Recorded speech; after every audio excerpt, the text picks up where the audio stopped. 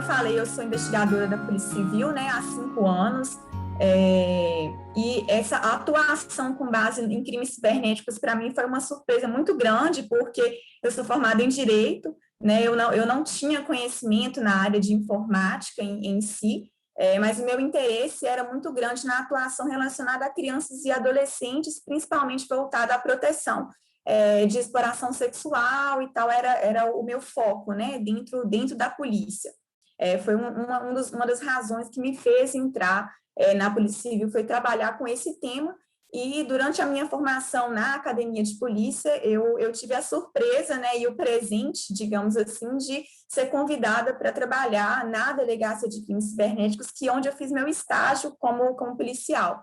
Então, na minha lotação, eu fui convidada para atuar na delegacia, e lá estou desde quando eu me formei na Academia de Polícia, mas há 3 dias atrás a minha lotação mudou, eu fui convidada para atuar na Academia de Polícia em si, então eu saí da Delegacia de Crimes Cibernéticos e há 3 dias eu estou na Academia de Polícia para trabalhar exatamente com esses cursos, ajudar a formação dos cursos, principalmente em EAD, né, que a Polícia Civil hoje ela está investindo bastante na criação de cursos virtuais, tanto para a formação dos policiais internamente, quanto policiais de outras instituições do país inteiro, como da população em geral, em vários temas, né? Recentemente a gente teve, inclusive, um curso sobre crimes cibernéticos, né, mais voltado para o público adulto, né, para tratar diversos crimes que estão acometendo várias pessoas aí.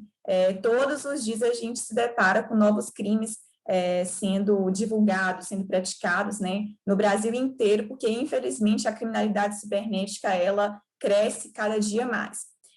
E dentro desse contexto de crimes cibernéticos, né, uma das questões que mais nos preocupa é o público infanto-juvenil, né, que muitas vezes não tem o preparo para entender a complexidade do ambiente virtual, não tem o conhecimento dos riscos a que eles podem estar expostos, né, e a gente consegue visualizar que os principais responsáveis por ajudar esse público exatamente os pais, são os professores, são os parentes, irmãos, tios, até vizinhos e amigos que estão próximos das crianças e adolescentes, mas especialmente os pais, né? E os responsáveis legais por eles, para dar as instruções necessárias para que haja essa proteção. Então, a gente costuma falar que a gente tem que tratar o ambiente virtual como se fosse um ambiente real do nosso dia a dia. Então, da mesma forma que a gente coloca senhas, coloca cercas elétricas em nossas casas para que um ladrão não entre, a gente tem que criar uma senha forte de algum aplicativo que a gente utiliza, de algum documento que a gente tem, algum e-mail, redes sociais, para que pessoas mal intencionadas também não tenham acesso. Assim como a gente instrui uma criança a não aceitar um doce de uma pessoa desconhecida numa praça, num shopping, a gente também tem que instruir a criança a não ter contato com pessoas desconhecidas na rede social, porque a gente tem o costume de que na rede social todo mundo é amigo, próximo, todo mundo é conhecido, e isso não é uma verdade. Na verdade, o que a gente consegue visualizar é que na internet, a preocupação, os riscos a que a gente está exposto, eles são muito maiores do que aqui na nossa vida do dia a dia, que a gente consegue visualizar o risco, né? Normalmente, quando a gente vai atravessar uma rua, quando a gente vai entrar num ambiente que a gente não conhece, a gente tem muito mais cuidado do que num ambiente virtual, em que normalmente a gente acha que está seguro, a gente acha que está rodeado de pessoas conhecidas, de pessoas bem intencionadas, e isso não é verdade, né? A gente tem que encarar a internet como um ambiente desconhecido, como um ambiente cheio de riscos, e a gente tem que realizar essa proteção, principalmente de crianças, da gente também, mas especialmente de crianças que não, e adolescentes, né, que não têm esse preparo para lidar com esse ambiente, nem a maturidade, discernimento para entender esses riscos, né? Então, eu vou, durante a minha explicação aqui, eu vou utilizar ela baseada simplesmente na minha atuação diária na delegacia durante esses 5 anos, né, dos nossos casos, eu vou contar alguns casos para vocês, que a gente se deparou, para que vocês consigam visualizar a gravidade, né, dos casos que a gente consegue visualizar e que, às vezes, a gente vê um noticiário e a gente acha que está tão distante da nossa realidade, quando, na verdade, está ao nosso lado, né? Ou está na nossa casa, ou está na casa do vizinho, ou está na casa de um parente. E quando o risco ele vem à tona, quando ele torna-se público, a gente é pego de surpresa e a gente não tem noção do risco que nossas crianças e adolescentes estavam correndo. Então, eu vou pontuar alguns riscos, primeiramente, que a gente pode se deparar, e aí eu vou citando alguns exemplos e alguns vídeos também, que eu vou utilizar basicamente 2 vídeos que eu criei, um deles para o curso de crimes cibernéticos, que eu vou pegar esse vídeo lá para vocês verem um pouco dessa gravidade, e outro vídeo que a gente utilizou recentemente na campanha do dia 18 de maio, desse mês mesmo, né, que foi o Dia Nacional do Combate à Exploração Sexual, né, de crianças e adolescentes. Então, a gente fez um videozinho, depois eu posso até, Fátima, se a senhora quiser compartilhar esse vídeo com os pais e professores, e quem quiser compartilhar, esse segundo vídeo, ele foi criado para as crianças mesmo e adolescentes, com uma linguagem bem simples, foram até crianças que gravaram, exatamente com uma linguagem bem, né, infantil mesmo, para que eles consigam entender a gravidade de compartilhar informações, compartilhar dados, né, deles,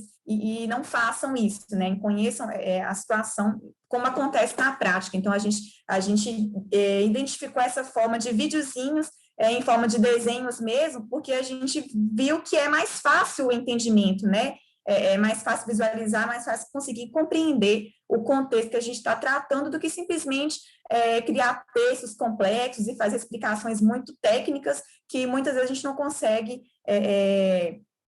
fazer com que todas as pessoas compreendam, porque a gente tem plena consciência que as pessoas não são obrigadas a ter o conhecimento técnico que a gente tem numa investigação em si. Então, a gente pulou para uma vertente de tentar mesmo educar as pessoas, ensinar as pessoas, porque a gente entende que a prevenção é o melhor caminho, né? Então, a gente não tem que esperar o crime acontecer para que a gente, então, pule para a repressão. A gente tem que buscar sempre a prevenção. E esse é meu objetivo aqui, tentar capacitar, tentar ensinar, tentar mostrar para vocês situações simples, práticas simples que a gente pode adotar em nosso dia a dia para evitar que determinadas situações aconteçam. Eu vou falar para vocês, fiquem à vontade para fazer as perguntas que vocês quiserem. Não sei como que a senhora Fátima prefere que a gente faça no final ou durante a apresentação, porque acho que no final fica mais fácil, né, de a gente conseguir desenvolver o tema, mas fiquem à vontade para fazer as perguntas que vocês quiserem fazer. O que eu souber responder, né, eu vou responder, assim, eu não sou, dependendo do tipo de informação, eu não posso passar, né, por serem informações sigilosas, mas eu vou tentar atender o máximo as dúvidas de vocês, esclarecer o máximo possível. Então, eu vou apontar alguns riscos, né, que a gente pode se deparar. Então, quando a gente fala em navegar na internet, as crianças e adolescentes, elas podem ter acesso a diversos conteúdos impróprios, conteúdos falsos, conteúdos incompletos ou conteúdos ofensivos, como, por exemplo, os boatos, as fake news, né, as correntes, a pornografia e a violência. Então, diariamente, nós adultos, né, nos deparamos com conteúdos impróprios, conteúdos falsos e ofensivos na internet, da mesma forma, crianças e adolescentes também estão expostos a esse tipo de conteúdo, né? Outro risco que a gente pode citar em relação à navegação na internet é o uso excessivo da internet. A gente tem pontuado bastante que não cabe, eu entendo, isso é uma opinião particular, tanto minha quanto de outros delegados que a gente vem conversando, investigadores, profissionais da área, né, que no nível de evolução tecnológica que nós estamos hoje, é praticamente impossível você evitar que uma criança, ou proibir que uma criança ou um adolescente não tenha acesso à internet, né? Eu acho que isso não é nem saudável do ponto de vista de desenvolvimento, né, de aprendizado. Hoje a gente está vivendo um momento de pandemia, né, em que a internet tornou-se necessária. Então, cabe a nós, nos adaptarmos a essa realidade e buscar evitar que os riscos, né, invadam o nosso ambiente ali virtual. Então, por outro lado, embora a gente entenda que essa proibição de acesso à internet, ela não tem que acontecer, a gente tem que pensar também que o uso excessivo da internet, ela pode trazer problemas de saúde física, de saúde psicológica para as crianças, né? Então, tem que haver aí uma limitação nesse tempo que a criança e adolescente, né, utiliza a internet para evitar esses excessos, mas a proibição em si, na situação que a gente vive hoje, ela não é aconselhada, né? Outro risco que a gente pode citar em relação ao acesso à internet é o fato de, infelizmente, a gente se deparar com pessoas que estão mal intencionadas, né? Assim como nós acreditamos que estar na internet, a gente está anônimo, né? Ninguém sabe quem eu sou, eu posso fazer uma postagem ali, eu posso entrar num chat, bater papo com pessoas que eu não conheço, de assuntos aleatórios, eu posso entrar numa plataforma e assistir um vídeo sem que ninguém saiba que eu estou vendo, ou um filme, ouvir uma música. Também tem pessoas lá do outro lado que estão mal intencionadas. Então, eu também tenho que ter cuidado com as informações que eu publico, com as informações das outras pessoas que eu coloco, da exposição que eu faço da minha pessoa, das crianças, dos adolescentes, e isso inclui os próprios filhos. Eu vou citar alguns exemplos para vocês de investigações que a gente fez, exatamente disso, como que era importante os pais estarem atentos a essa vida virtual, né, dos seus filhos. E dentro dessa questão de pessoas mal intencionadas, a gente tem um assunto muito sério, que é a questão da pornografia infantil, né, da pornografia infanto-juvenil, que hoje, cada vez mais, ela vem aumentando. A gente fez um curso recentemente, eu até vou divulgar para vocês, Fátima, se a senhora me permitir.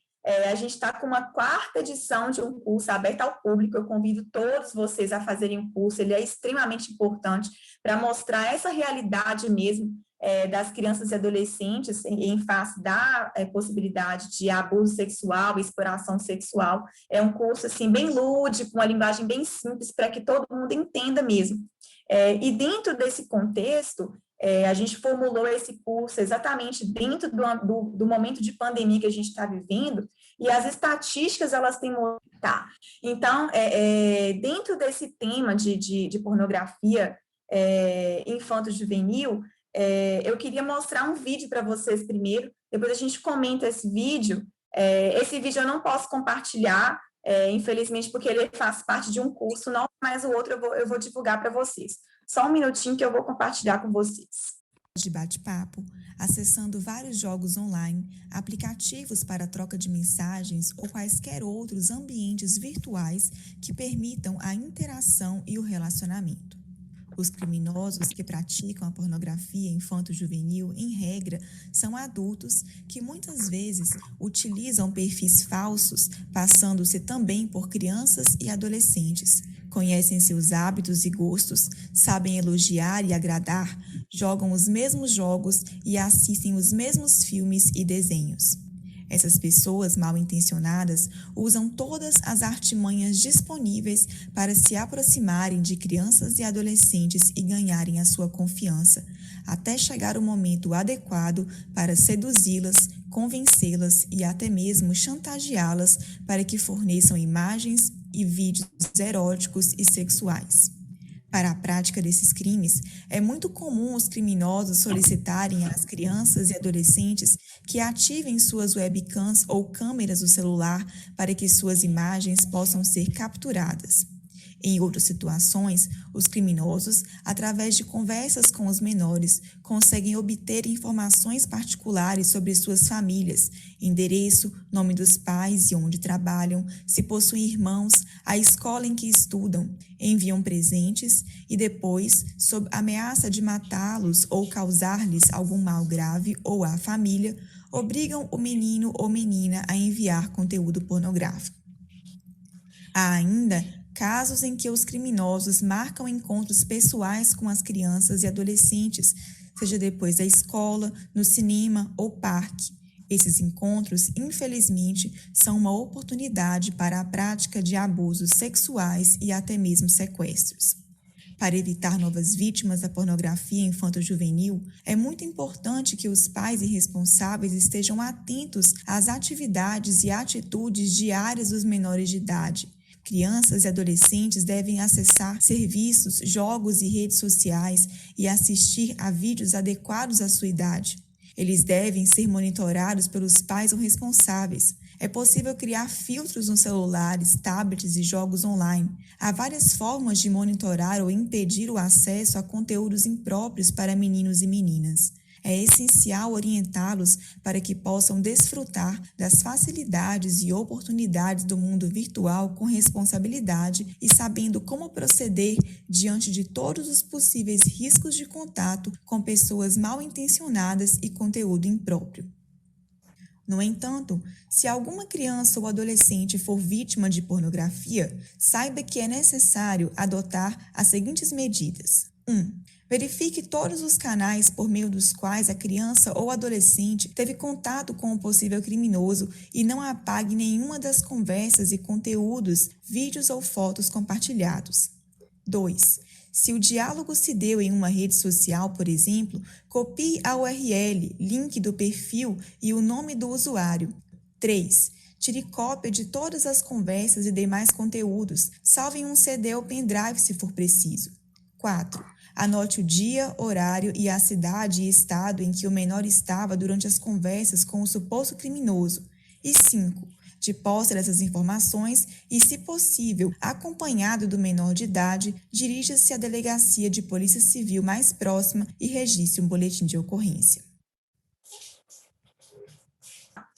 Então, esse vídeo, ele mostra de maneira integral, né, todos os riscos a que crianças e adolescentes estão expostos, né, na internet. Muitas vezes a gente acredita que deixar a criança utilizar de um videozinho, um joguinho ali de celular, ele vai tá distraído, né? O pai vai ter um pouco de paz, vai conseguir trabalhar, vai conseguir arrumar a casa e colocar a criança para jogar um joguinho ali, ou deixar a criança numa sala de bate-papo ali, que só tem, teoricamente, né, crianças e adolescentes, e isso não é verdade, tá? Infelizmente, o que a gente tem percebido na atuação durante os meus anos na Delegacia de Crimes Cibernéticos é que criminosos, pessoas mal intencionadas, né, elas utilizam desses ambientes em que as crianças estão presentes, adolescentes estão presentes, disfarçam-se de crianças e adolescentes para se aproximarem dessas crianças, né? Então, assim, eles conseguem observar como que uma criança fala, qual que é aquela figurinha que a criança posta, qual que é a foto que a criança compartilha, e eles utilizam dessas práticas de crianças e adolescentes para incorporar um personagem. Então, eles acabam conseguindo convencer aqueles menores, né, que estão ali naquelas redes sociais ou naqueles joguinhos, de que eles também são crianças, também são adolescentes e conseguem obter informações ali, eles conseguem se aproximar, perguntar o nome verdadeiro, porque muitas vezes a gente utiliza um apelido, né, numa rede social ou num jogo, por exemplo, conseguem obter informação de nome dos pais, conseguem o endereço onde moram, a escola onde estudam, conseguem dados que não devem ser divulgados, né? Então, assim, é muito complicado. Eu vou contar alguns exemplos para vocês de investigações nossas, para vocês terem noção do perigo que isso pode ser. A gente recebeu, algum tempo atrás, uma família, né, um casal de pais e uma criança, a menina tinha 10 anos, e eles chegaram para a gente com a seguinte situação: a criança participava de um aplicativo de joguinho, e até então ela acreditava que ela estava ali conversando com pessoas da idade dela e tal, né, daquela faixa etária dela ali, e ela postava conversas sobre o joguinho. Cada criança assumia um personagem de um desenho que passava na televisão na época, e um desses personagens, no desenho animado, tinha dois menininhos, um menino e uma menina, que formavam um casal. E aí uma dessas crianças, né, supostamente crianças que conversavam com essa menina no aplicativo, assumiu o personagem do menininho, né? E ela assumia a personagem da menininha e eles conversavam como se fosse o menininho e a menininha simulando ali as próprias cenas do desenho animado. E aí esse personagem, essa pessoa, chamou ela para conversar no privado, e aí ela já pulou do ambiente do jogo para o WhatsApp, né? Ela já passou o WhatsApp dela, e aí a gente entra com o segundo risco, que foi sair de um aplicativo de vídeo para o WhatsApp, né? Que é um segundo aplicativo, né? Social, virtual que a gente utiliza. E aí ele começou a pedir nome dela, os pais dela, onde que ela morava. E, no final das contas, os pais começaram a perceber que o comportamento da criança estava estranho. Ela conversava no celular em momentos que os pais estavam desatentos, ou quando os pais prestavam atenção ali ou chegavam perto, ela escondia o celular, ela fechava o aplicativo, e aí eles começaram a perceber que tinha alguma coisa errada. No final das contas, num determinado momento, os pais pegaram o celular da criança, e quando eles foram olhar, já havia conversas do homem, era um adulto, que já estava marcando de encontrar com a criança.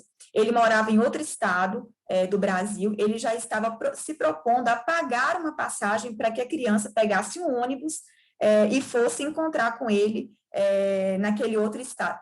Eu chego até a arrepiar quando eu lembro desse caso, porque assim, a menina, ela já estava apaixonada, porque ela acreditava que era uma criança da idade dela, ela achava que era um menininho. O adulto utilizava fotos de uma criança também, né? Um menino mandava para ela, e a menininha já estava assim, apaixonada, mandava coraçãozinho, eles marcavam encontros e tal, como se realmente fosse um namoro mesmo, virtual ali, e na verdade era a atuação de um adulto por trás daquele perfil de uma criança ali. Então, assim, para vocês terem noção do perigo que estar ali disponível esse tipo de aplicativo sem nenhum controle dos pais, né? Uma outra situação que a gente teve também, já de uma adolescente, ela tinha 13, 14 anos, se eu não me engano, ela também, aí no caso já era rede social, eu não me recordo se era Facebook ou se era Instagram, mas era uma rede social em que ela batia papo com a pessoa também que ela achava que era da idade dela, um adolescente também que morava no Rio de Janeiro, se eu não me engano. E ele mandava presentes para ela, mandava celular para ela, mandava roupa para ela, e ela achava aquilo lindo, né? Que ela estava recebendo presentes do namorado dela e tal, e ele também compartilhava fotos com ela. O perfil do Facebook dele, supostamente dele, né? Tinha uma foto, a foto de perfil, assim, era ele parado num carrão de luxo e tal, e a menina ficou deslumbrada com aquilo, né? Ela queria aquela vida para ela, porque a família dela não tinha condições de proporcionar essa vida para ela, e a pessoa lá presenteava ela o tempo todo. Ele chegou a vir, nesse caso, a menina tinha 14 anos, mas o homem, ele tinha por volta de 35 anos e tal, e ela não se importou com a idade.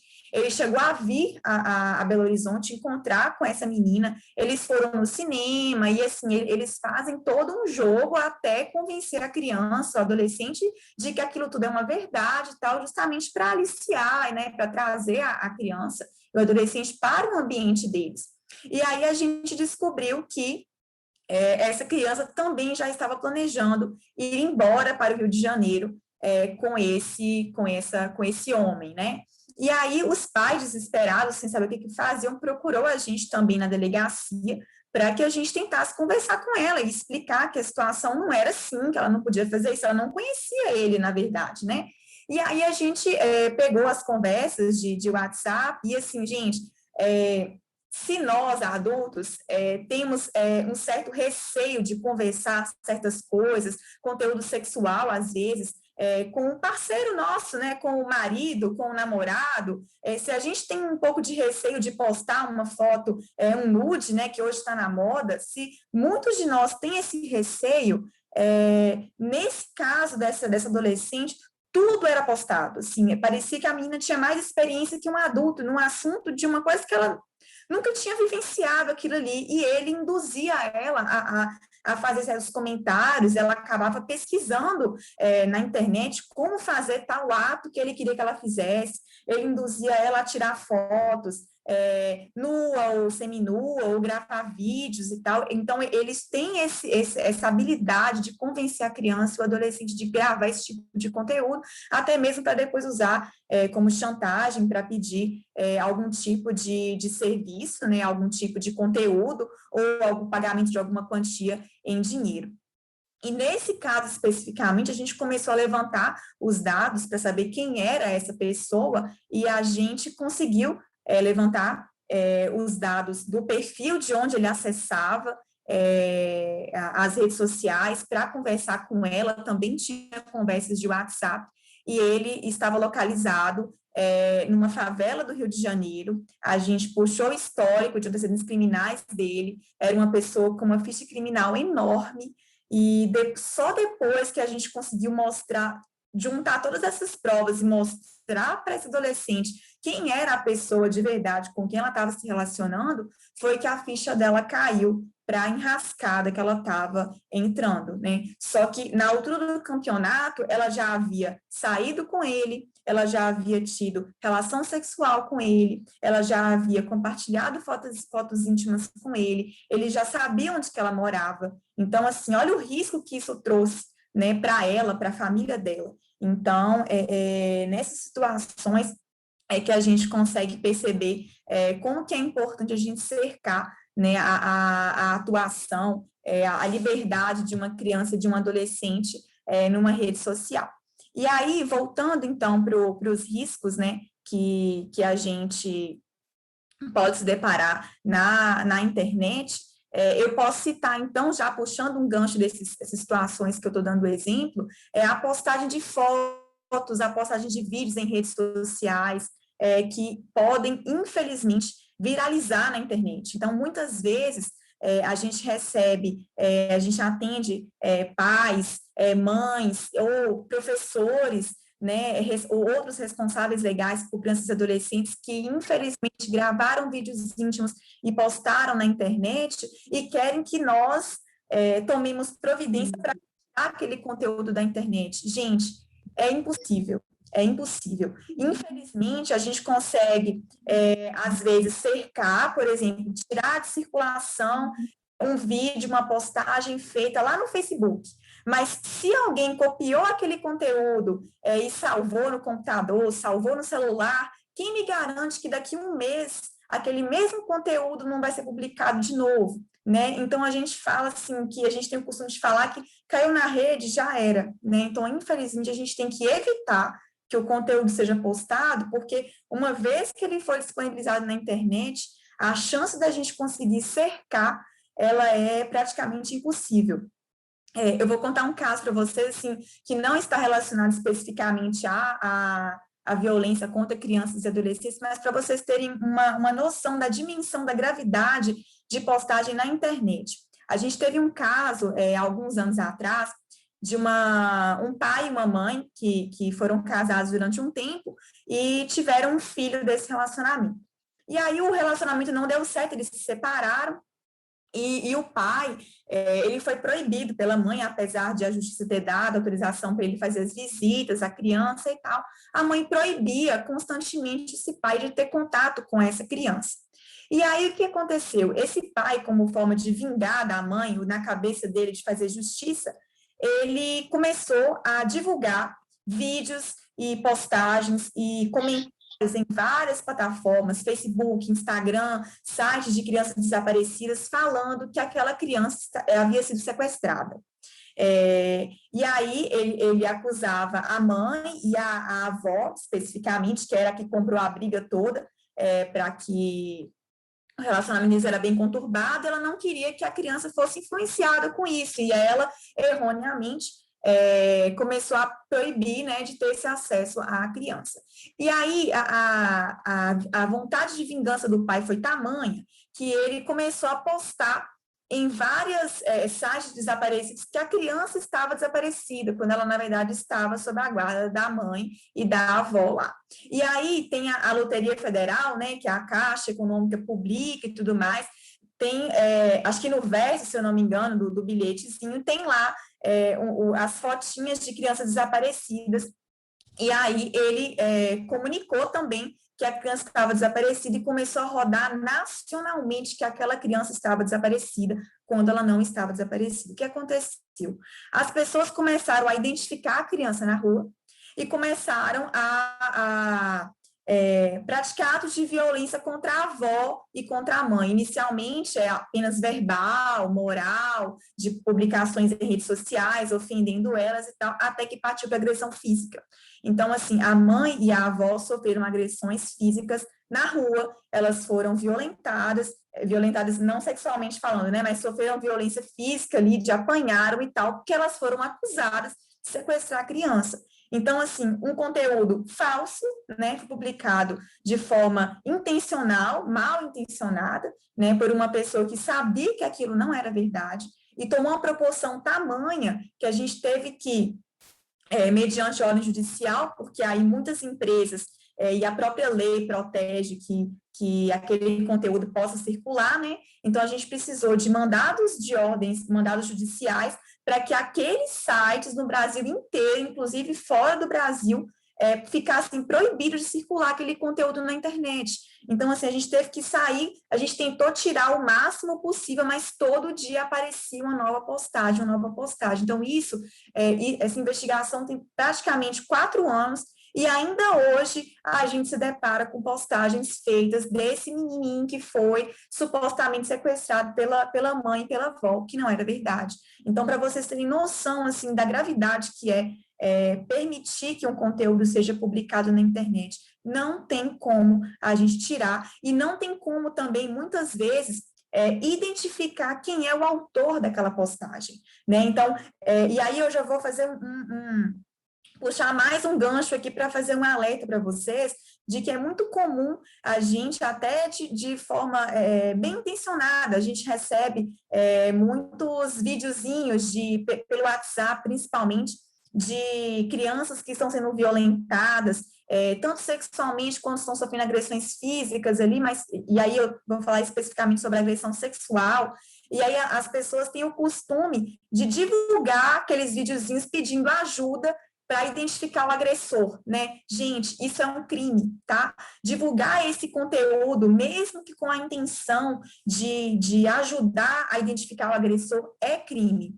O Estatuto da Criança e do Adolescente, ele prevê como crime tanto a posse, né? Primeiro, tanto a produção do material íntimo. Então, por exemplo, imagine a situação de um adulto, né, que está com um perfil fake ali, se passando por uma criança, grava um vídeo com outra criança, pode ser o filho de vocês, pode ser o sobrinho, pode ser o vizinho, grava ali com uma criança ou um adolescente, pede para que ele tire a roupa, grava as partes íntimas, ou pede para que mande fotos, e depois ele divulga aquele conteúdo. E aí, se você recebe aquele conteúdo e você fica revoltado, porque, né, esse conteúdo, ele é revoltante, ele causa uma sede de justiça, né, na gente muito grande.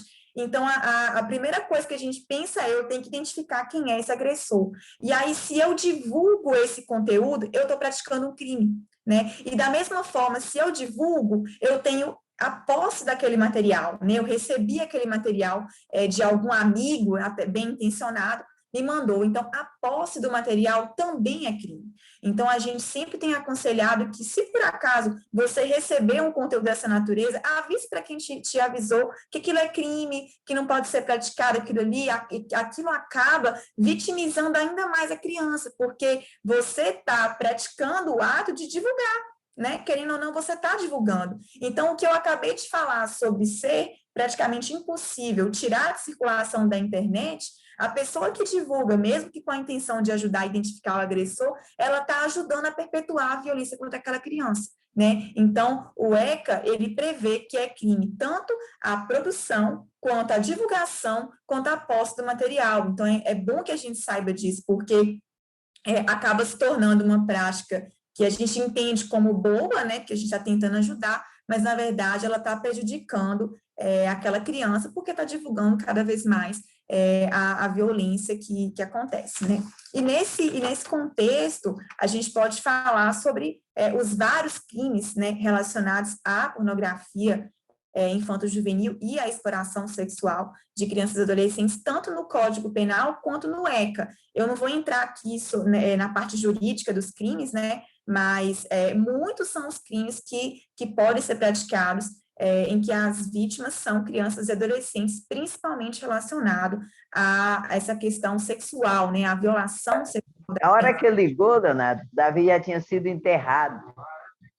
A violência sexual contra crianças e adolescentes. Então, a gente tem desde o estupro, que é bastante conhecido, e a gente ainda, infelizmente, a gente ainda tem a visão de estupro só acontece na vida real aqui, né, no nosso dia a dia, tá aqui no mundo real, mas não, hoje já tem formas de estupro virtual também, né, então, a partir do momento que você obriga uma criança a tirar a roupa em plena câmera, a webcam ligada ali, que você obriga ela a mostrar as partezinhas, que você obriga ela a enviar um conteúdo íntimo, isso caracteriza crimes sexuais. E aí, lá naquele videozinho lá, a gente mostra lá como que a simples webcam de um celular, ela pode ser o canal ali para a prática de um crime, né? Então, é importante a gente estar atento a esses dispositivos eletrônicos que a gente disponibiliza para a criança. A gente costuma falar sempre, por exemplo, no notebook, uma medida de segurança simples, que não exige nenhum conhecimento técnico para que isso seja feito, é colocar um pedacinho de fita isolante, né, que é preta, na webcam, na câmerazinha aqui, porque se porventura a gente tiver algum acesso criminoso, algum acesso de algum código malicioso, algum vírus e tal, alguém que invada o nosso computador e possa fazer esse acesso via webcam, a gente está protegido ali por um simples adesivozinho preto que impede que alguém consiga visualizar. Então, são umas práticas simples que a gente consegue se proteger, né? E os códigos maliciosos, e aí a gente inclui os vírus, que são os que a gente mais conhece, né? Eu também não vou adentrar nisso, porque é um conhecimento técnico, mas a gente pode usar vírus aqui como para que todo mundo entenda, né, do que eu estou falando. Eles podem não só ativar a sua webcam, eles podem copiar as senhas, eles podem copiar o conteúdo que você está ali disponível no seu celular, no seu notebook, eles podem, além de travar um aplicativo, apagar um arquivo, instalar algum programa no seu computador, mas principalmente tratam-se de crianças e adolescentes, acesso a informações da criança, acesso ao conteúdo que a criança está ali disponibilizando, que tem no computador fotos e vídeos de crianças, quanto ao webcam, principalmente para captar a imagem ao vivo da criança ali. Então, a gente tem que estar sempre atento a essa questão também dos códigos maliciosos. E aí, nesse contexto, como eu falei lá no início, né, da minha apresentação, os pais, os responsáveis legais, de maneira geral, né, eles são os responsáveis por instruir as crianças sobre esses riscos que podem acontecer, né? Infelizmente, as crianças ainda não têm o preparo psicológico, não têm o preparo não tem a estruturação, né, o raciocínio para entender a gravidade daquilo ali. Então, eu vou fazer alguns questionamentos para que vocês entendam a situação de vocês no dia a dia e vocês reflitam sobre o que vocês estão fazendo em relação às crianças que vocês têm contato, né? E não só filhos, mas a gente pode abarcar para todas as crianças e adolescentes, se a sua conduta ela está adequada para que a gente consiga realmente efetivar a proteção de crianças e adolescentes. Então, o primeiro questionamento que eu faço, principalmente para os pais, né, é se você já criou algum perfil em nome dos seus filhos, né, numa rede social. Isso é uma prática que está se tornando cada vez mais comum, né? Cada vez mais a gente consegue visualizar redes sociais de crianças e adolescentes em que os próprios pais criaram esses perfis, né? Será que isso é correto? Será que isso é adequado? Será que isso é apropriado num ambiente de tantos riscos, né, que a gente está falando aqui? Eu acredito que tem que haver uma ponderação aí para saber até quando isso é viável, até quando isso se torna perigoso, né? Algumas redes sociais, como, por exemplo, Facebook, Instagram, que são as mais comuns utilizadas hoje, elas têm idades para que sejam autorizados a criação de novos usuários, né? Então, será que você pai, você mãe, professor, está se atentando às políticas, né, dessa rede social para saber se aquela criança ou aquele adolescente pode ser um usuário daquela rede social?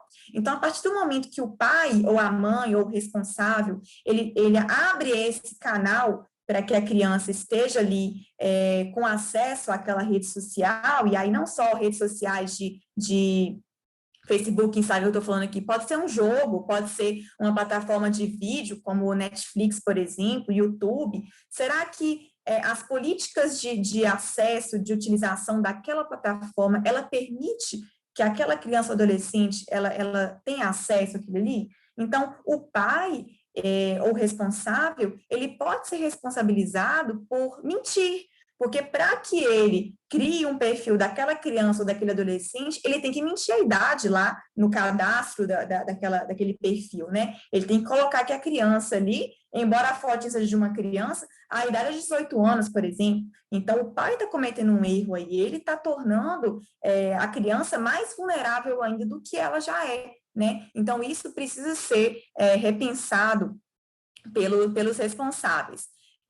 Outro questionamento que eu faço para vocês você costuma postar mensagens nas redes sociais do seu filho ou do seu sobrinho, do seu vizinho? Por exemplo, muitas vezes a criança posta uma foto e posta uma foto de um coleguinha, posta uma foto de uma escola, de uma sala de aula, alguma coisa, e o pai vai lá e chama a atenção do filho em rede social, né? Rede social, em regra, ela é pública, né? Com exceção das redes sociais que são privadas, e aí já fica um alerta de que se for criar uma rede social de uma criança que seja privada, né? Somente aquelas pessoas daquele ciclo de amigos, parentes, podem ter acesso às informações, o que, na minha opinião, já é perigoso, né? Que quanto mais deixar público. Então, se for criar, tenham esse cuidado de tornar as redes sociais privadas. Então, se você faz um comentário ali naquela rede social, chamando a atenção da criança, se ela posta foto brincando, e aí o pai coloca lá assim, mas estudar ninguém quer não, né? Aquilo ali, aquele comentário que na cabeça do pai, ele pode estar tentando incentivar a criança a estudar, ela pode virar um bullying, ela pode virar uma porta ali para que crianças, coleguinhas que estão vendo aquela postagem, utilize aquilo ali para ofender aquela criança. Então, assim, será que ela não está se sentindo ofendida? Será que ela queria que aquele conteúdo fosse divulgado? Às vezes o pai posta, os pais, né, ou o responsável.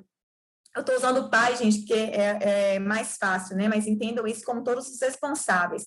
Ele posta uma foto de uma convivência em família ali, uma foto de um churrasco de família, e expondo a criança numa situação, será que a criança queria aquela divulgação? Será que o adolescente queria aquela divulgação? Então, essa opinião também é importante, né? Talvez a criança não queira aquela exposição por alguma coisa que está acontecendo na escola, por alguma coisa ela não gostou da roupa que ela estava naquele dia, nós também não gostamos, né? A gente tem mulheres, principalmente, colocam defeitos em milhões de fotos, não querem ser divulgadas, então a gente tem que se colocar também no lugar da criança e do adolescente, saber se aquele conteúdo ali é bem-vindo para ela, né? A gente tem que, se é para dar acesso à internet, que a gente crie, então, um ambiente em que ela se sinta feliz, que ela se sinta segura, que ela possa postar conteúdos autorizados pelos pais, claro, mas que ela não se sinta ofendida, que não crie possibilidades para que aquilo seja uma porta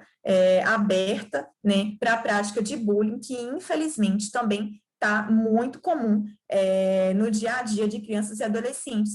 E aqui também eu cito mais outros casos de nossas investigações na delegacia, que são quando os pais criam esses perfis e abrem essa possibilidade de crianças terem acesso ao mundo virtual, e aí não dão a instrução correta de como que tem que ser o comportamento nessas redes sociais, muitas crianças, e até aquelas que têm um acesso mais livre, né, criam perfis falsos, já sabem, tem criança e adolescente hoje que sabe mexer na internet com muito mais conhecimento do que a gente que trabalha com isso, né? Então, muitas vezes a gente recebe um caso na delegacia que a gente nem conhece o aplicativo ainda, e a gente tem que estudar aquele aplicativo para tratar daquela investigação, e a criança já sabe ensinar para a gente como mexer naquele aplicativo. Então, a gente recebe o atendimento de muitos diretores de escolas, professoras que estão recebendo ataques na escola, ou a própria escola, ou a alunos específicos da escola, porque crianças e adolescentes, quando a gente vai fazer a investigação, que a gente consegue identificar que é uma criança ou que é um adolescente, que estava postando aquele conteúdo ofensivo, atacando a escola ou atacando os próprios colegas. E aí aqui eu queria citar para vocês 3 exemplos que a gente recebeu especificamente em relação a esses crimes contra a honra, né, que é difamação, que é injúria, a professores de uma determinada escola aqui em Belo Horizonte, né, e aí na investigação a gente conseguiu identificar que eram adolescentes de uma escola que ofendiam os professores com palavras de baixo calão e tal. Então, quando a gente conseguiu fazer a investigação, a gente chegou nesses adolescentes. E aí, eu queria já deixar um alerta para os pais e responsáveis que os pais podem ser responsabilizados por esses crimes, que na verdade não são crimes, são atos infracionais, né, que crianças e adolescentes praticam. Então, aí que a gente vê a importância ainda mais de os responsáveis legais estarem atentos ao que as crianças fazem. A criança, ela pode não ser penalizada no sentido de ir presa, né, de ficar presa numa cadeia, numa penitenciária, mas ela pode sofrer reprimidas, ela pode, né, o ECA, ele prevê medidas que podem, sancionatórias, que podem ser aplicadas à criança, e os pais também podem ser responsabilizados por essa atuação. E aí, nisso, a gente teve, alguns anos atrás, uma situação aqui em Contagem, que foi extremamente grave, e a gente conseguiu resolver assim, em poucos dias, um possível massacre numa escola, em Contagem. A gente recebeu uma diretora de uma escola numa sexta-feira, na delegacia, falando que estava sendo divulgado na escola dela lá, talvez alguém de vocês até teve conhecimento disso, ela chegou para a gente com esse vídeo, e no vídeo, era um vídeo que foi publicado no Instagram, não mostrava quem era o autor da filmagem, né, só mostrava como se a pessoa tivesse pegado a câmera do celular, apontado para vários alunos, numa sala de aula, por exemplo, ele foi pegando várias fotos, né, várias fotos, e passando foto por foto, e falando assim, ó, fulano vai morrer dia tal, que dava na terça-feira. A gente pegou na sexta o caso, na terça-feira aconteceria o suposto massacre. E aí essa pessoa colocava a foto de armas e que esses alunos, que eram todos adolescentes, iriam morrer. Normalmente, uma investigação de crimes cibernéticos, ela demora meses, ela demora, às vezes, até mais de um ano, dependendo da complexidade de uma investigação. E nesse caso, especificamente, a gente não tinha tempo para poder desenvolver uma investigação com tanta especificidade, né, com tanta... Então, a gente teve que virar à noite para tentar resolver a situação. E aí, nesse ponto, a gente tem acesso, né, às informações de vários provedores, e aí eu vou incluir tanto sites, redes sociais, aplicativos, e nesse caso foi o Instagram. O Facebook, né, que é o dono do Instagram também, a gente acionou eles, explicou a situação toda, mostrou o vídeo e tal, e aí eles forneceram para a gente os dados daquela conexão à internet. Então, basicamente, para vocês entenderem, a investigação ela é feita com base na conexão à internet que foi utilizada para divulgar aquele vídeo, porque nesse caso, especificamente, era um vídeo, era um perfil fake, então as informações todas eram falsas, né? Então, para investigar e identificar quem era o usuário, a gente parte do local onde a conexão à internet foi feita. E o que aconteceu? Normalmente, quando a gente contrata um pacote de internet para nossa casa, né, seja da NET, seja da Vivo, normalmente, quem assina o contrato com aquele provedor lá de conexão é o pai, é a mãe, né, e nunca é a criança ou o adolescente. Então, quem paga é sempre o responsável pela casa. E nesse caso, a gente chegou à conexão do senhor Antônio, por exemplo, que era o dono da conexão vinculada ao contrato lá no provedor. E aí então a gente tinha certeza que a publicação daquele vídeo ali partiu da casa do seu Antônio, partiu de alguém conectado àquela internet que o senhor Antônio pagava. Só que na casa do senhor Antônio, tinham várias pessoas que moravam lá. Tinha a esposa dele, tinham os filhos dele, eram 2 filhos especificamente. E os 2 filhos estudavam naquela escola em que os adolescentes seriam possíveis vítimas de um massacre 4 dias depois. E o que a gente fez, então? A gente não tinha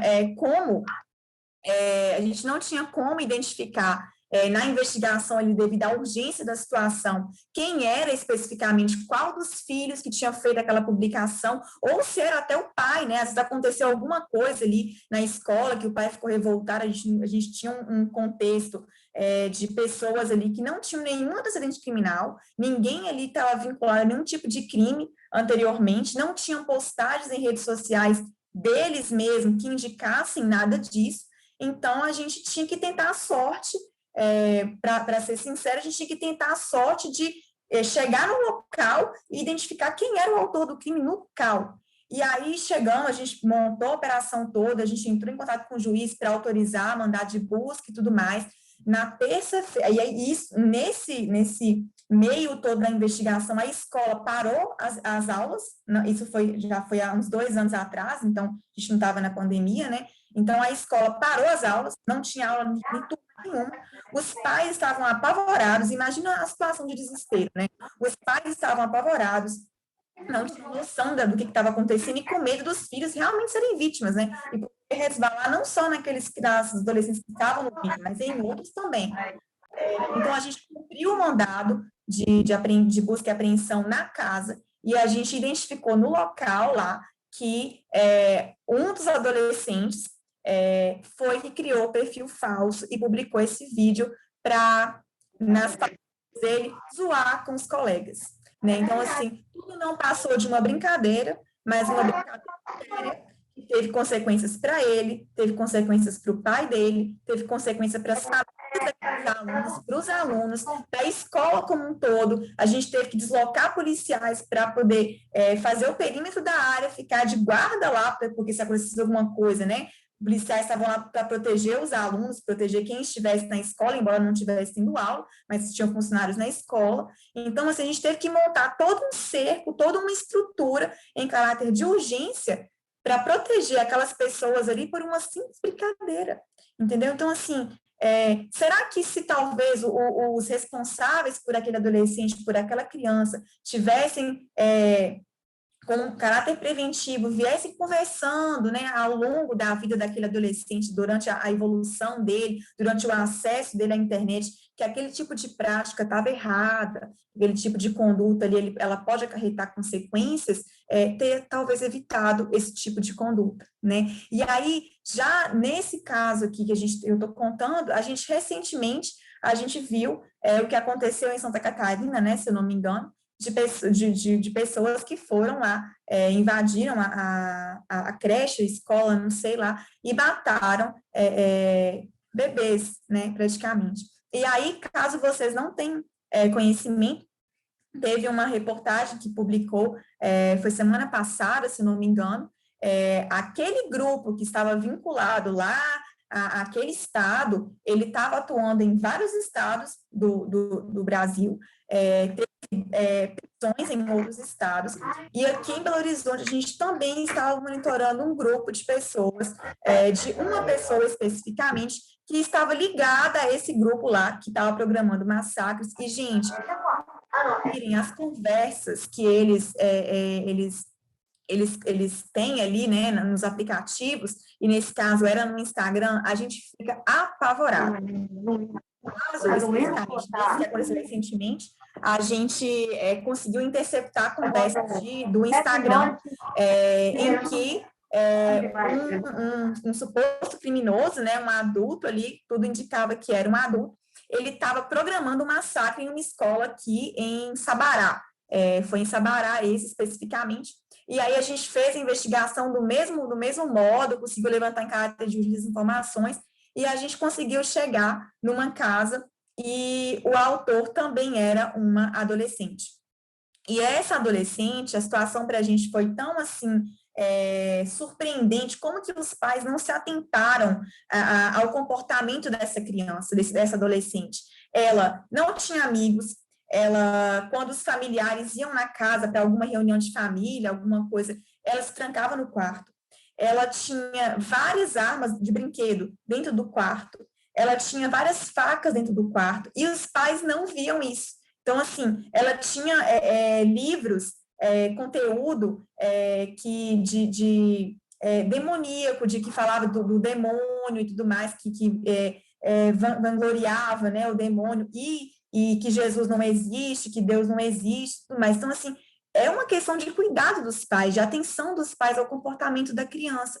E nesse caso, especificamente dessa adolescente, ela estava realmente propensa a praticar os atos, assim, as conversas que ela tinha com as pessoas, e aí a gente já tem criminosos que eles atuam realmente para incentivar que a criança e adolescente pratique esse tipo de ato, né? Então, ela estava realmente tendente a cometer esse tipo de massacre aqui também, né? Então, assim, isso vai até como questão de alerta, para que vocês fiquem realmente atentos ao comportamento de uma criança, ao comportamento de um adolescente, porque não só quando ela está sofrendo algum tipo de abuso sexual, que o comportamento muda, mas também com esse tipo de ato, de praticar violência contra outras pessoas, e tudo isso era fruto de quê? De bullying que ela sofria na própria escola em que ela estudava, né? Então, assim, tudo foi fruto de uma brincadeira inocente e de mau gosto de colegas, mas que desencadeou nela a vontade de vingança,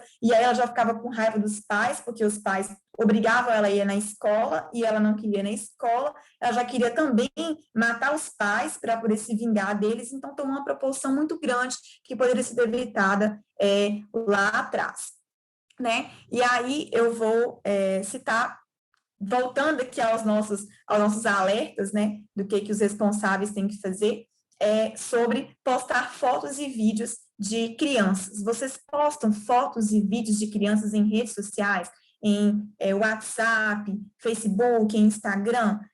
Qual que é a gravidade disso? Muitas vezes, os pais tiram fotos de crianças ali na piscina, brincando dentro de casa, no quintal, tomando banho de mangueira, mas para o responsável, isso pode não ter nenhuma gravidade, né? Um momento ali de descontração da família e tal, mas o criminoso sexual, por exemplo, que está lá do outro lado da tela, que vê a fotinha da criança só de calcinha, tomando banho ali, feliz da vida, ele pode manipular aquela imagem e pode vender aquele conteúdo ali para fins de obter ganhos mesmo com aquela foto que acaba se tornando uma foto íntima, né? A criança está com a parte de cima ali, sem roupa nenhuma, ele pode tornar aquilo ali como um conteúdo sexual, manipular as imagens, fazer montagem, inclusive, e vender aquilo ali. Então, esse tipo de exposição de crianças, ele é muito perigoso, ela é muito perigosa e ela deve ser evitada, né? O que a gente saiba o contexto em que a gente publique esse tipo de conteúdo. É diferente de você publicar, mandar num grupo de WhatsApp que só tem familiar seu ali, ou que você utiliza o método antigo, que é revelar as fotos e mostrar no álbum ali aqueles momentos de descontração com seu filho, com a sua filha, mas não que torne isso público, porque esse conteúdo, infelizmente, pode ser utilizado para práticas indevidas também, né? Outra situação também que eu chamo a atenção de vocês é o seguinte, diante de tudo isso que eu estou falando aqui, o que a gente pode falar? Que os pais, então, eles são responsáveis por proteger os filhos, né? Então, eles têm que instruir a criança a se proteger. E qual que é o primeiro aspecto que a gente tem que pensar para que essa proteção ela seja realmente efetiva? O exemplo. Então, o adulto, ele tem que dar o exemplo da sua conduta para que a criança utilize aquilo como espelho. Então, se o pai e a mãe chegam todos os dias em casa e ele não tem tempo para parar e para brincar com os filhos, para bater um papo com os filhos, a criança vai utilizar aquilo ali como regra.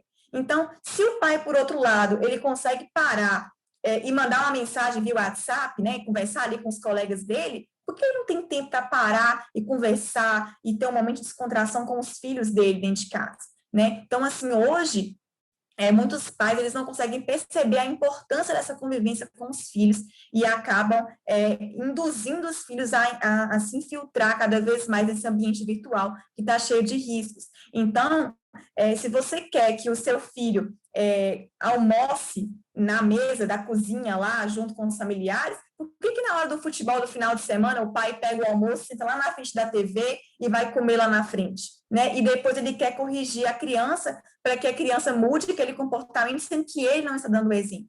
A mesma coisa, então, a gente transfere para o mundo virtual. Então, se o pai, se a mãe faz uma postagem de conteúdo ofensivo, de um conteúdo que não deveria ser publicado, como que ela vai exigir que a criança também não poste um conteúdo ofensivo? Como que ela quer que a criança tenha um comportamento que ela não tenha? Então, a gente tem que sempre pensar nisso. Nós somos o espelho das crianças e adolescentes, então, a gente tem que sempre que dar o exemplo. E aí, já puxando a questão do exemplo, a gente tem que pensar o seguinte, a gente tem sempre que estimular o diálogo, né? A gente tem que sempre que deixar a criança ou o adolescente confortável para falar mesmo, abertamente, sobre o que ela está passando, o que ela está vendo na rede social, se ela teve alguma dificuldade. E aí a gente tem que fazer o seguinte, saber o que a criança ou adolescente está fazendo. Se ela gosta de fazer um joguinho tal, utilizar um joguinho tal, pega um dia, um final de semana, abre aquele joguinho, cria um perfil para você, cria um perfil, joga o joguinho, vê quem são as crianças que estão batendo papo lá, as supostas crianças, né? Faça a filtragem. Você tem uma maturidade muito maior, um discernimento muito maior para entender se aquela linguagem que está sendo utilizada ali é de uma criança ou é de um adulto que está mascarando a linguagem para parecer uma criança. Então, você consegue fazer essa filtragem. Saiba o ambiente que a criança está ali inserida, né? Se é uma rede social, monitore a rede social, veja o que é, quais são as funções disponíveis na rede social, para que você não seja surpreendido com uma postagem de uma criança que você não sabia nem que existia. Né? Às vezes, o professor, por exemplo, dá o alerta, olha, seu filho está postando tal coisa e o pai nem sabe do que se trata, porque ele não está acompanhando. Então, é preciso ter esse diálogo. E aí, em relação ao diálogo também, a gente tem percebido, e né, há estudos em relação a isso, os psicólogos, médicos têm uma instrução muito maior, um fundamento muito maior para falar sobre isso, é a questão do acolhimento.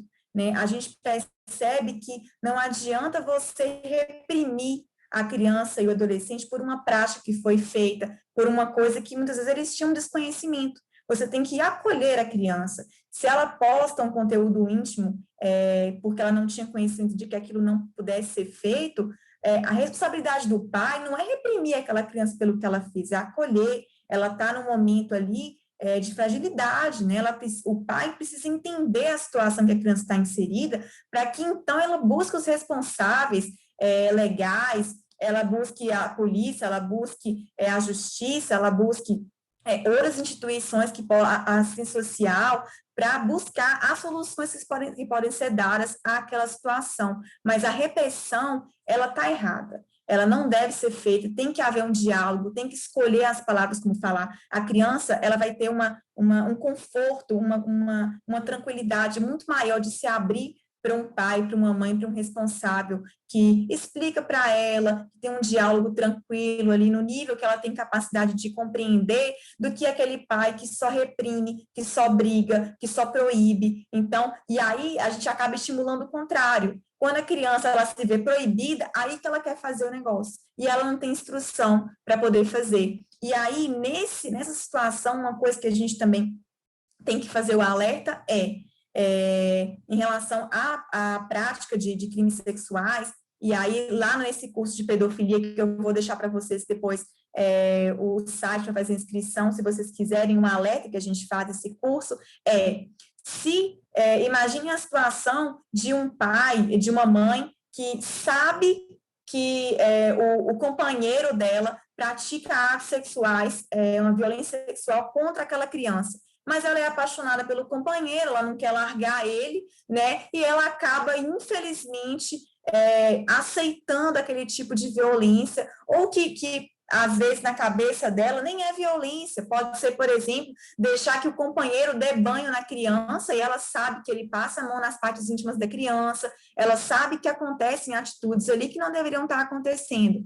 Nesses casos, gente, a mãe ou o pai que autoriza, que permite, né, ou que se omite na proteção da criança, ela também é responsabilizada pelo mesmo crime daquela pessoa que está praticando aquele crime. Então, se for um estupro e a mãe ou o pai permitiu ou se omitiu na proteção da criança, ele também responde pelo crime de estupro, ele também responde pelo crime de abuso. Então, isso é muito grave. Além da gravidade da criança ter sido violentada, o pai que se omite, o responsável que se omite, ele também deve ser responsabilizado, e ele é responsabilizado pelo mesmo crime que ele permitiu que fizessem com a criança. Né? Então, nesse contexto, o diálogo também ele se mostra extremamente importante para conscientizar as crianças a contarem mesmo o que está acontecendo, que a fulano de tal, ou vizinho, passou a mão onde não devia, fulano pediu uma foto, e tal, para que você consiga instruir as crianças sobre o que fazer.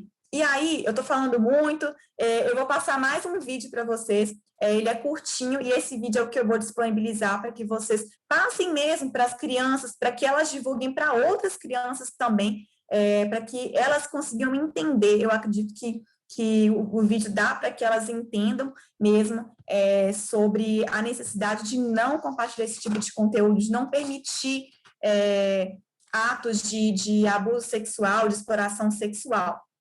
Então, eu vou compartilhar com vocês, só um minutinho.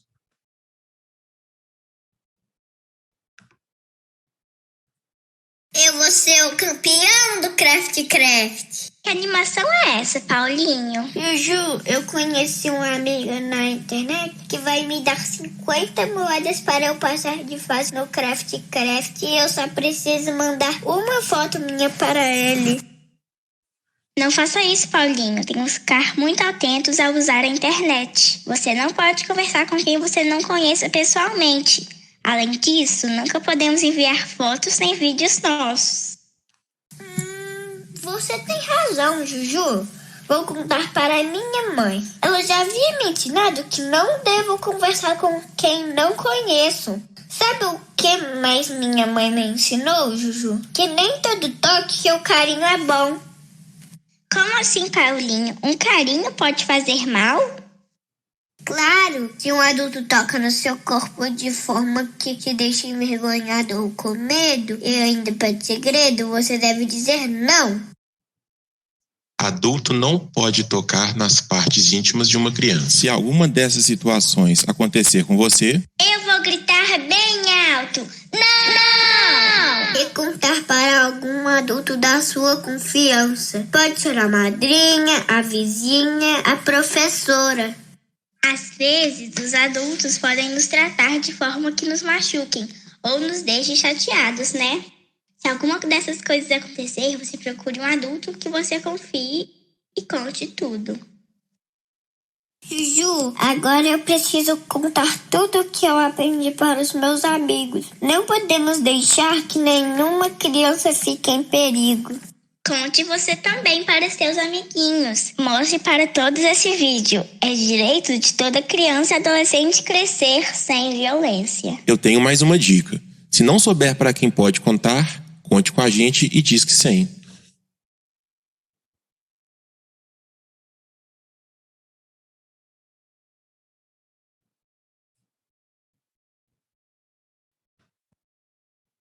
Então, gente, ó, esse vídeo ele foi criado exatamente para crianças e adolescentes, né? Como eu falei no início da palestra, ele foi criado para a campanha do Departamento de Família da Polícia Civil para o combate ao Dia Nacional, né, do combate à exploração sexual infanto-juvenil, e ele foi realmente criado para que crianças e adolescentes consigam entender a gravidade. E vocês veem que esse vídeo, ele basicamente resume tudo que eu falei aqui até agora.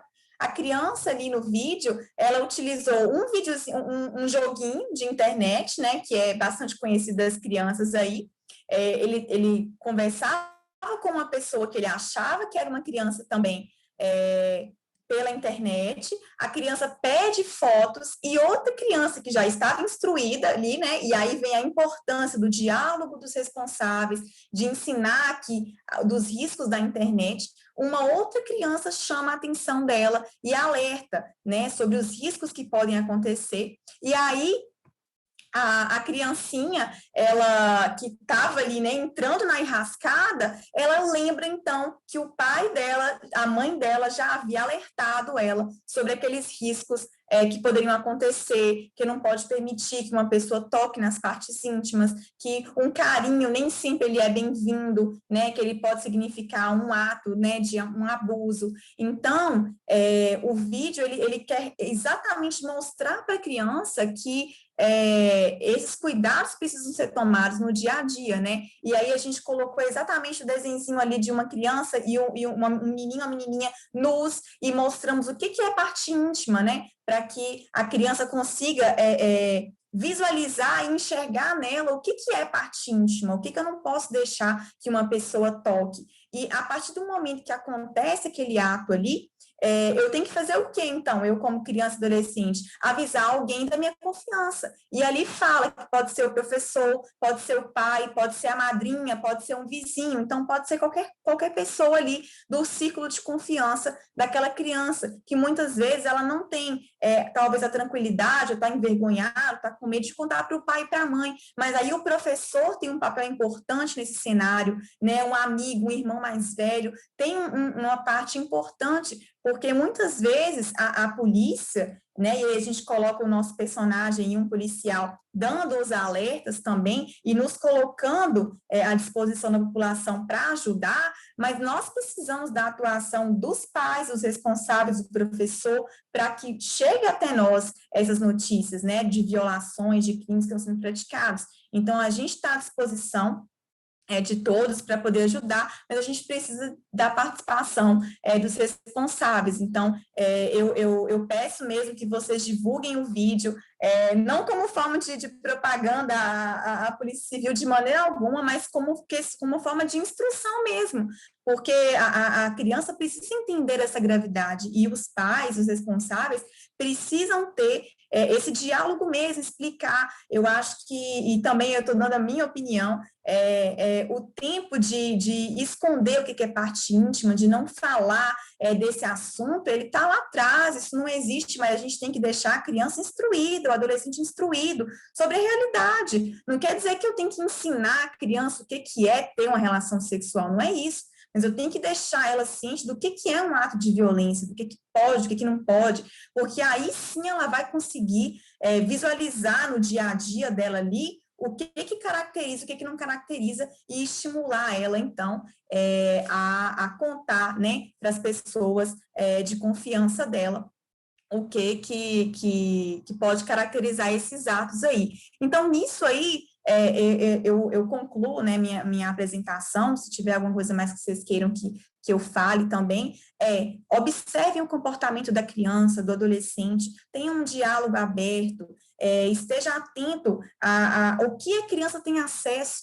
E aí, em relação ao que a criança tem acesso, A gente tem hoje o chamado controle parental, que muitos dispositivos eletrônicos hoje permitem que você coloque no celular da criança. Então, eu vou pegar meu telefone, por exemplo, aqui, e aí cada telefone tem uma configuração diferente, mas eu vou dar o exemplo do meu aqui. Quando eu vou lá nas configurações, eu acho que vocês não conseguem ver, mas no meu celular, por exemplo, as configurações estão lá em cima, aqui nessa telinha aqui da engrenagenzinha, né? Quando eu clico nela lá, tem lá uma opção que chama, no meu celular, chama bem-estar digital e controle parentais. Dá para vocês enxergarem aqui?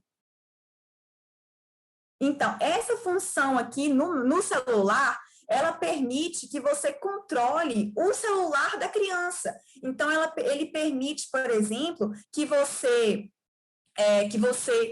controle o horário que a criança acessa a internet, o horário que ela usa um aplicativo, o horário que ela pode, por exemplo, ela pode ter acesso ao WhatsApp de 6 horas da tarde a 7 horas da tarde. A partir desse horário, deu 7 horas, automaticamente o celular corta a internet, a criança não consegue ter acesso mais.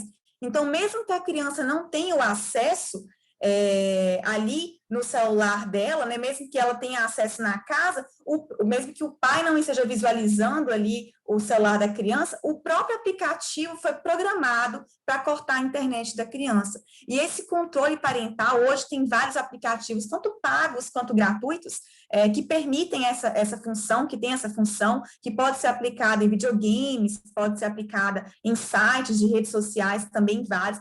Inclusive, no curso de pedofilia, a gente apresenta alguns sites disponíveis, inclusive pelo governo, que permitem esse controle parental de crianças e adolescentes. Caso vocês não tenham conhecimento, dá uma olhada depois no celular de vocês, pesquisem mesmo, abre lá as configurações, olhe o controle parental, veja as funções que vocês podem ativar, porque vale muito a pena. Tem alguém falando, repete que aplicativo é esse. Chama controle parental o aplicativo. Esse aplicativo ele já está no próprio celular, né? Os próprios celulares hoje, eles têm essa função, já está embutido no celular, mas tem aplicativos que você consegue instalar no celular também, com funções ainda maiores, né? Que você consegue ampliar o leque de controle aí, ele é muito interessante. A gente teve casos de relatos de pais no curso de pedofilia, que vai para a quarta edição agora, que utilizaram esse aplicativo e que realmente ele define lá, a criança vai acessar a internet de tal hora a tal hora. Deu a hora, ele corta a internet, ele limita, por exemplo, os sites que a criança vai acessar, por exemplo, conteúdo pornográfico, ele já bloqueia automaticamente se a criança, porventura, vamos supor, digitou no Google lá, e às vezes aparece sem querer, né, aparece conteúdo lá, automaticamente o aplicativo corta para que a criança acidentalmente não clique naquele conteúdo. Então, isso é muito interessante, ajuda muito, mas não impede que a criança, sabendo que aquele celular está proibido de acessar, ela não utilize o celular do coleguinha e acesse também. Por isso que o diálogo, ele é importante, ou que ele faça isso na escola, né? Então, é importante o diálogo associado com esses recursos tecnológicos que a gente pode utilizar no benefício, né, dos pais e das crianças também. Eu vou compartilhar esse vídeo, tem alguém perguntando sobre a divulgação do vídeo. Eu vou passar para a Fátima, e aí ela vê a forma melhor de compartilhar. Eu não sei se eu posso compartilhar por aqui, será que eu posso? Deixa eu ver, eu acho que eu consigo compartilhar no chat aqui. Vou tentar compartilhar, se não der certo, aí depois eu passo para a Fátima fazer o compartilhamento. Ele está com o nome DEFAN, gente, mas é porque DEFAN é Departamento de Família da Polícia Civil, tá? Então, está compartilhando aí. Eu acho que vai dar certo. Bom, estou à disposição de vocês, eu já queria agradecer Antes de responder as perguntas, né, caso alguém tenha perguntas, eu queria agradecer imensamente esse canal que me foi dado. Eu não tenho a experiência, a expertise de muitos profissionais antigos de polícia aí, né, mas assim, eu tentei trazer para vocês bem a prática mesmo, né, da minha atuação na Delegacia de Crimes Cibernéticos, como que muitas vezes os pais, os responsáveis, podem, né, proteger as crianças ali, às vezes por desconhecimento, por descuido, acabam deixando, né, o canal aberto para que as crianças sejam vítimas de vários crimes aí.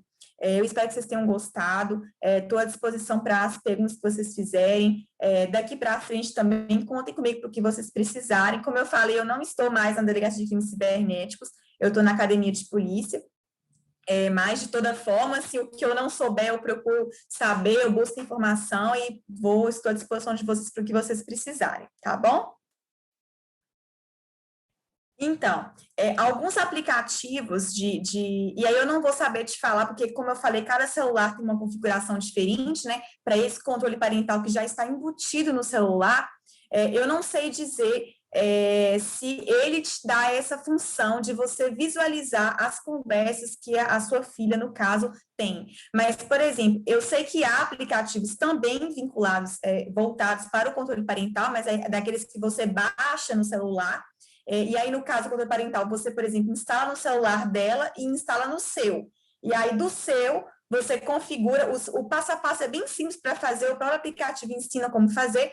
Tudo que ela fizer no dela, a senhora vai receber uma cópia no seu. Então, nesses casos, há a possibilidade, por exemplo, de você acompanhar em tempo real, por exemplo, a conversa que ela está tendo lá naquele aplicativo. Mas, por exemplo, no caso do WhatsApp, a menos que a gente tenha ativado o backup, né, que aí eu consigo restaurar minhas conversas anteriores, se a criança estiver desativado, e aí, no caso, cabe à senhora ativar o backup lá, para caso isso acontecer, a senhora conseguir fazer a recuperação. Se não tiver ativado, dificilmente a senhora vai conseguir recuperar. E aí nisso que a senhora está falando, Wanda, é importante a gente citar que, por exemplo, o WhatsApp hoje, isso já né, todo mundo sabe disso, as conversas são criptografadas. Então, mesmo que a polícia solicite a cópia das mensagens, o WhatsApp não vai fornecer para a gente, porque nem o WhatsApp consegue acesso. Porque quem tem acesso só são os usuários que conversam entre si.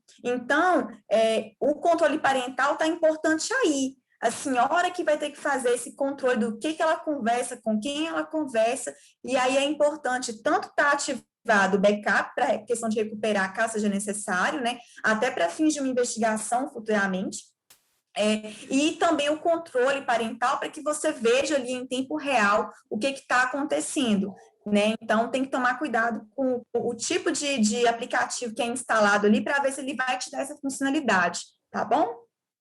Beleza, mas aqui eu consigo ver só de um aparelho ou eu consigo ver de dois? Igual, por exemplo, eu tenho um casal em casa, eu tenho uma menina e tenho um menino. Aí eu consigo ver dos dois por Consegue. exemplo, e se eu tenho que instalar o meu e no dela? E ela pode me bloquear para me ter acesso ou ela não consegue? Não, ela não consegue. O acesso, a senhora é a administradora do aplicativo, né? Então, ela não consegue manipular as regras que a senhora colocou. Então, ela simplesmente é igual um contrato de adesão, né? Chegou para ela ali, aquilo ali, ela tem que aceitar do jeito que a senhora determinou. Então, se, por exemplo, a senhora coloca lá que ela vai acessar o Facebook dela, por exemplo, de 6 às 7 da noite, ou depois que ela fizer o dever de casa, né? Se o dever de casa ela faz de 2 às 3 e ela pode acessar o Facebook de 3 às 5, deu 5 horas, acabou, corta, e ela não consegue pular essa regra, a menos que ela tenha acesso ao seu celular, entendeu? Então, quem determina as regras na hora ela não consegue burlar as regras e nem modificar só pelo aplicativo dela, não. Tem que ser pelo da senhora, entendeu? Sim. Aí agora eu vou tentar fazer. Não que eu esteja desconfiando, mas a gente sempre, quando a gente tem filho, a gente sempre tem que estar com o pé atrás. Mas, assim, mesmo que não esteja desconfiada, é bom fazer para monitorar, né? Assim, como medida preventiva Com mesmo, certeza, né? né? De proteção. Eu sempre aconselho que façam mesmo. Eu não tenho filhos, mas se eu tivesse, eu faria por questão de proteção mesmo, de saber o que Não, está eu vou fazer sim. né? E vou indicar, né, algumas amigas minhas, parentes que têm, poder estar fazendo também. Assim, a gente tem Isso. o controle, porque muitas vezes eu saio, meus meninos, eu deixo ele em casa, aí você diz, eu não tenho acesso. Uhum. Igual, por exemplo, a minha menina tem o WhatsApp. Aí ela vai lá, apaga todas as mensagens, então eu não tenho acesso. Aí eu queria assim, só para ter um controle mesmo, né? Tem hora que você pergunta, sabe o que você está fazendo? Corre lá, muda de aplicativo rapidinho, né? Aham. Então, mesmo para ter certeza de que, por mais que a gente tenha confiança, uma hora eles podem quebrar a confiança da Sim, gente. sim, com certeza. Se porventura seja descoberta alguma coisa de que não agrade muito o pai, não reprimir, né? Buscar acolher, buscar instruir, buscar as instituições que possam ajudar e não brigar e não, né? Ali, porque isso pode incentivar ainda mais, né? E aí ela vai falar assim, meu celular, minha mãe tá me vindo, mas eu vou pegar o celular da minha colega e vou fazer a mesma coisa. Aí essa perde Verdade. total, né? Então, o aplicativo ele tem que ser utilizado, se não de forma sigilosa, como a Fátima está falando, de maneira que você demonstre que a sua intenção é protegê-la e não vigiá-la, né? A sua intenção é proteger a criança ou adolescente e não vigiar, porque o vigiar vai instigar nela a vontade de fazer escondido, né? Então, isso aí também é importante a gente pontuar. Beleza, então. Vamos lá, Simone está aguardando. Simone, está com você. Abre seu microfone. Boa noite. Boa noite, noite. Lari. Boa noite, Tereza. Fatinha, né? Eu só estou com uma dúvida. Tem uma criança de 4 anos. E alguém, eu acredito que seja algum parente, criou um perfil para ela no Instagram. Aí o que acontece? Eu não tenho acesso, eu não sei quem criou, eu só sei que existe e está como privado. Uhum. Tipo assim, a pessoa que fez que toma conta. Sem meu consentimento, sem minha autorização, eu não sei, eu já perguntei. E assim, ninguém falou, todo mundo falou que não foi. Então, eu queria saber como é que eu posso proceder nesse caso. Tá. Nesse caso, a gente tem duas situações. Pronto. Tá funcionando, né, áudio? Tá. Tá. A gente tem duas questões aí. A primeira é saber se realmente não foi uma pessoa conhecida do meio de vocês, né, que criou esse perfil, pelo que a senhora está falando, não foi, né? E se foi, já está errado, porque se a senhora é mãe, né, deveria ter autorizado. E aí a gente pode pensar também na possibilidade do seguinte: esse perfil foi criado com fotos da criança? Se foi criado com fotos da criança, aonde que essas fotos foram obtidas? Pois é, que tá. Eu sei que por isso a gente não posta.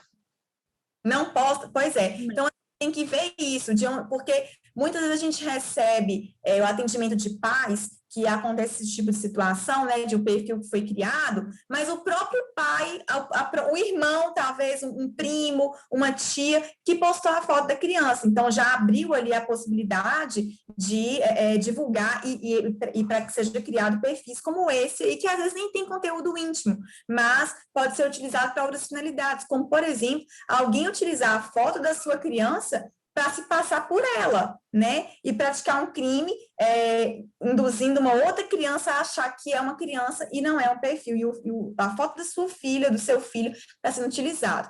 Mas, pulando essa parte aí, a questão da gente identificar quem foi que fez isso aí, tem duas possibilidades. Ou a senhora pode diretamente buscar saber com o próprio Facebook, na plataforma do Facebook, por exemplo, ou do Instagram, né, se foi lá que foi divulgado, tem a parte de políticas de privacidade, tem a parte de políticas de serviços que são feitos, e que há opções lá, assim, são muitas opções de você falar, criaram um perfil em nome do meu filho, eu não sei quem foi. Então, o Facebook trata isso de uma maneira a ajudar que o pai tire aquele conteúdo da internet, então bloqueia aquele perfil. O Facebook não vai passar para a senhora quem foi o responsável pela criação, mas ele vai, muitas vezes, tirar de circulação aquele perfil porque o responsável informou que ela não autorizou aquela criação. Agora, para identificar quem foi o autor disso aí vai ser função da Polícia Civil mesmo. E aí, nesses casos, a gente precisa de toda um conteúdo um apanhado de informações para fazer a investigação. E aí foi até bom a senhora falar isso, porque no nosso curso, e a gente tem um outro curso teve até alguém que falou que fez o curso, eu não sei se foi o de pedofilia ou se foi o de crimes cibernéticos mesmo, que a gente ensina como que você coleta as informações de uma rede social para ajudar na investigação, porque muitas vezes o pai acha que só dar o print ali na tela vai resolver o problema e a gente vai conseguir investigar, e isso não é verdade. Na verdade, para fazer a investigação, eu vou abrir meu Instagram aqui, por exemplo, para vocês terem uma ideia do que eu estou falando. Então, imagina, Simone, que criaram um perfil lá, né, do seu filho, da sua filhinha, e aí você vai, tem o perfil falso lá dela, né, e aí você vai abrir o Instagram. Instagram e Facebook vai ser a mesma coisa, tá? Só para vocês entenderem. Então, aqui no Instagram, ó, aparece o nome aqui em cima, eu não sei se está dando para vocês verem aqui, o nome do perfil, né? Todo perfil aí tem um nome. Nesse caso aqui está investigador Vitor, tem um nome e aí a postagem dele. Então, esse é o perfil da pessoa. Suponhamos que seja esse o perfil da pessoa que você quer investigar. E aí, do lado direito aqui, tem 3 pontinhos na lateral aqui, que eu vou clicar nesses 3 pontinhos e aparece, eu acho que não dá para vocês verem por causa da claridade, aparece lá a função copiar link. Aparece esse copiar link. O que é o copiar link? É copiar o endereço daquele perfil no Instagram. É aquele endereço do perfil no Facebook, que é o quê? Quando você acessa no computador, é aquele www.facebook/ e aquele tanto de letrinha que aparece lá. Essa informação é a que eu preciso, como policial, para fazer a investigação. Por que isso? Porque imagine a situação de, vamos colocar um nome bem popular, Maria Silva. Suponhamos que esse perfil aqui chama Maria Silva, o perfil lá que criou o perfil da sua criança lá. E aí a senhora chega para mim e fala assim, olha, o perfil chama Maria Silva e tal, aí eu vou jogar Maria Silva no Instagram. Imagina quantas Maria Silva não existem no mundo, né? Então, assim, eu não consigo delimitar. Você fala, mas a foto é a foto tal, aí mudou a foto. Como que eu vou conseguir identificar aquele perfil, né? Porque a investigação é baseada no perfil especificamente. Então, aí suponhamos que o criminoso lá apagou o perfil. Se ele apagou o perfil, acabou a investigação. Eu não consigo mais dar andamento. Então, os pais que se depararem com situações como essa, no Facebook, no Instagram e outras redes sociais, a primeira informação que eles têm que coletar, além de dar o print, claro, que o print é a prova ali, né, da materialidade do crime que foi praticado, é copiar esse link do perfil. Então, assim, copia o link, cola lá no WhatsApp, manda para alguém, salva, né, ou anota, para que você guarde essa informação, porque é com base nela que a gente faz a investigação. Então, a partir do momento que você coletar esse link aí que eu estou te falando para você fazer, faça o teste depois. Se não der certo, avisa para a Fátima aí, buzina no ouvido dela, que ela vai me falar aqui para eu tentar ajudar como eu puder ajudar. E leva esse print do perfil e do link dessa informação aí, desse endereço do perfil, na delegacia, para que a investigação seja feita, e aí a gente notifique o Facebook ou o Instagram que aquele perfil é falso e tudo mais, para que a investigação dê andamento, tá? Deu para ficar claro como que é o passo a passo? Entendi perfeitamente. Muito obrigada, viu, Larissa? De nada. Deixa eu ver. Tinha outra pessoa aqui.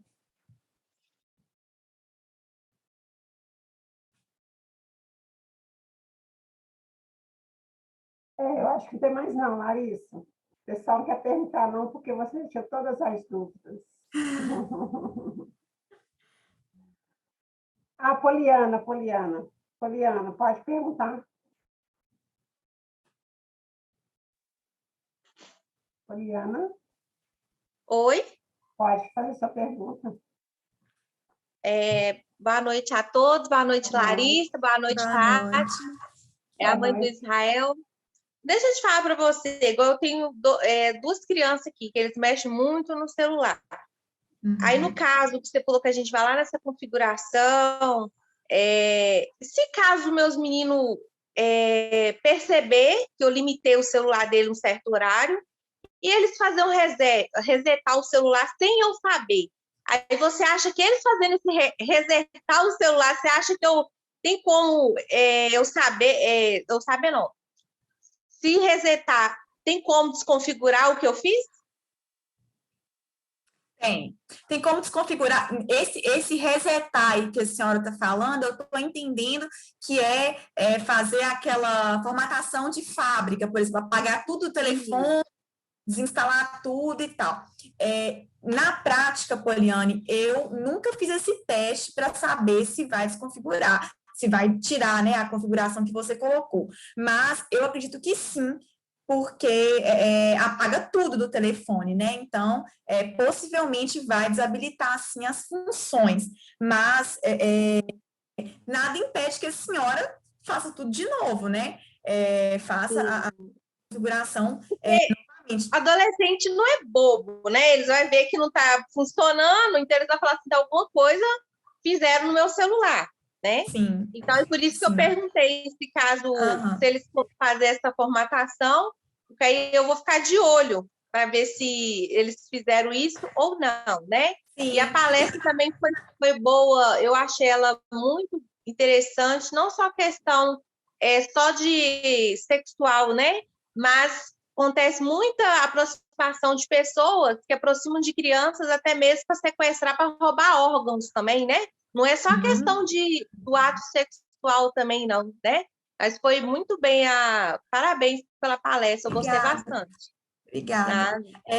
Com relação ao aplicativo aí que a senhora está falando, teve alguém que postou aqui, deixa eu ver quem foi, a Luciana, que ela entende que acaba sendo uma invasão de privacidade de adolescentes. Realmente, acaba sendo uma invasão de privacidade, mas aí a gente tem que fazer uma análise o que é mais importante. Será que é essa invasão de privacidade do adolescente, da criança adolescente, ou a proteção dela relacionada, né, aos riscos que ela pode estar exposta? Acho que isso é uma análise muito, muito particular, né? Como eu falei, acho que o diálogo ele tem que existir. Todo mundo escutou o que eu falei sobre a opinião lá da invasão de privacidade? Eu acho que tem que ter um diálogo aí, até às vezes da criança, adolescente, saber mesmo que você colocou aquele aplicativo, como eu falei, para fins de proteção e tal, e ponderar se isso é realmente uma invasão de privacidade, né? Mas se ela é válida, se ela é cabível, se ela não é cabível e tal, porque de fato a gente acaba invadindo, mas se eu parar para pensar para uma criança de 4 anos de idade, em privacidade da criança, até que ponto ela tem que ser respeitada, né, digamos assim, em prol da proteção dela, né? Então, acho que isso tem que ser ponderado também, mas eu trouxe apenas como uma solução, como um recurso tecnológico disponível aí, para que cada pai, cada responsável faça avaliação para saber se compensa ou não compensa utilizar de acordo com o seu contexto familiar, né? Obrigada, viu? Nada.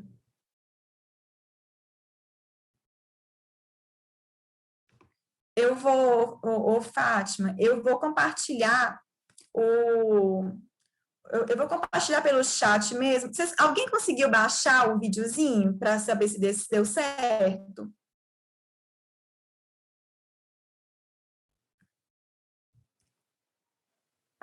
Eu ainda não mexi, não. Alguém que conseguiu baixar. Eu vou compartilhar com vocês. Eu Mandei, eu acho que deu certo. O bannerzinho das inscrições para o nosso curso de pedofilia, ele começa dia 7, se eu não me engano, já é na outra semana, depois do feriado. As inscrições estão abertas até dia 1º. Qualquer pessoa pode fazer, de qualquer parte do Brasil. A Polícia Civil de Minas Gerais, hoje a gente está tendo, assim, o presente, a surpresa muito grande de... Alguém está falando, repete o nome do vídeo. Qual vídeo? Eu não entendi. Se a Luciana puder falar aí, qual que é o vídeo?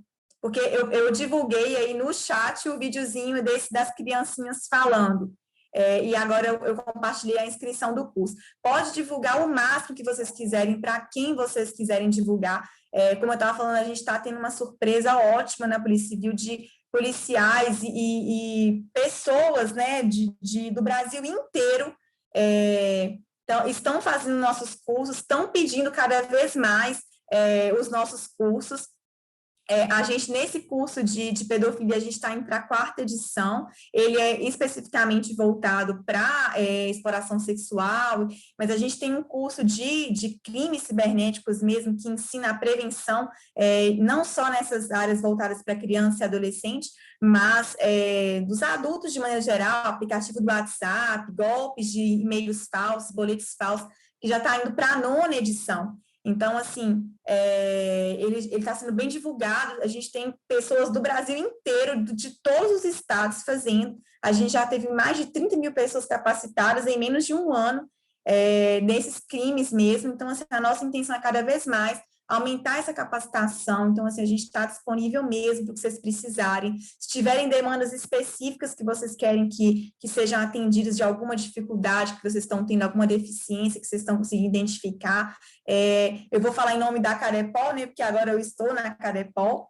A gente está à disposição para poder ajudar, para poder atender, seja com palestras, com cursos, com instruções em escolas, seja virtual, seja presencial, quando o Covid permitir, né? Mas, assim, me coloco inteiramente à disposição de vocês. Espero que vocês tenham gostado mesmo. Eu estou à disposição do que vocês precisarem, tá bom? Que notícia boa. Você acha que eu vou ser do seu pé ou não? Vou largar seu pé ou não? Eu quero você presencial lá na instituição. Só voltar, né? Tudo voltar ao normal. Sim, nós vamos aguardar mais um pouco. Larissa, muitíssimo obrigada, viu? Assim, foi um presente para mim, eu acredito, eu posso falar em nome de todos. Aí eu vou pedir a irmã Conceição para também fazer as considerações com você, tá bom? Aí nós vamos pousar, gente, para te chamar, pousar mesmo, né? Para tirar uma foto bonita com você, tá bom? Tá, jóia, combinado. Então tá, irmã Conceição, cadê a senhora? Eu abri a tela toda aqui. Irmã Conceição. Ela está. Irmã Conceição, cadê a senhora? Hoje ela tomou vacina.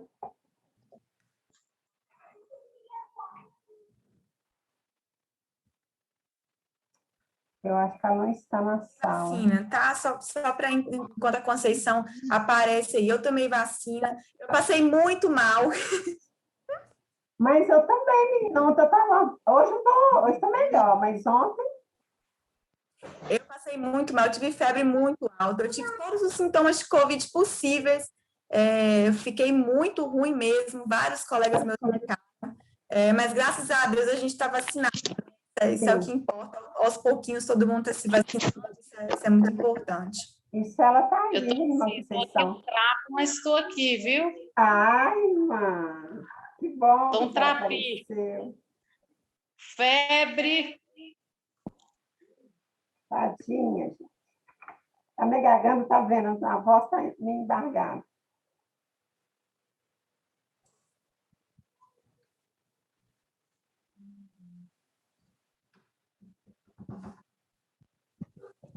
Seu áudio está fechado para ti. Está com a senhora a palavra para a gente finalizar, irmã?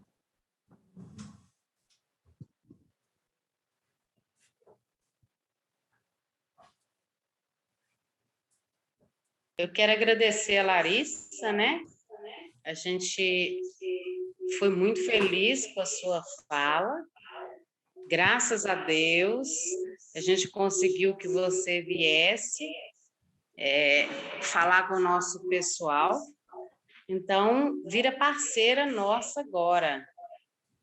Então, muito obrigada, Larissa, que Deus continue te abençoando, iluminando a sua vida, a sua carreira, que você possa continuar ajudando aí muitas outras famílias, viu? Muito obrigada, que Deus te abençoe. Oi, irmã, vai lá para a senhora descansar. Boa recuperação para a senhora da vacina. Obrigada, tenha um bom descanso. Nós liberamos a irmã Conceição, gente, tadinha, para ela descansar. Mas eu estou por aqui. Tá bom. Algum pai, alguma responsável, alguma mãe quer agradecer a Larissa também? Uma coisa é escrever no chat, outra coisa é falar pessoalmente em que contribuiu essa palestra, para a gente fechar. Pode aumentar, Madué, que eu estou sem som. Para escutar o que ela está falando. Alguma mãe se candidata?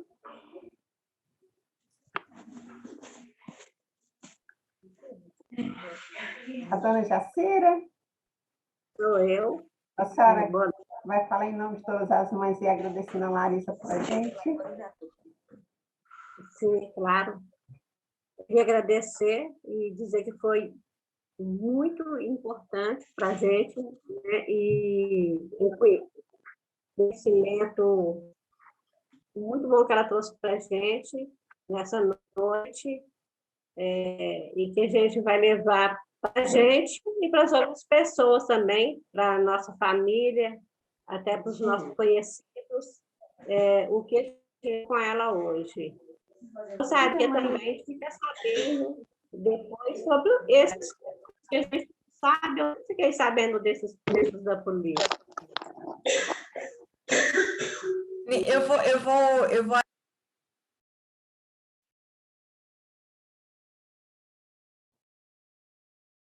Larissa, só um minuto, seu som está desligado. Eu acho que eu fui clicar aqui, cliquei no seu. Desculpa, gente. Eu compartilhei a foto do curso.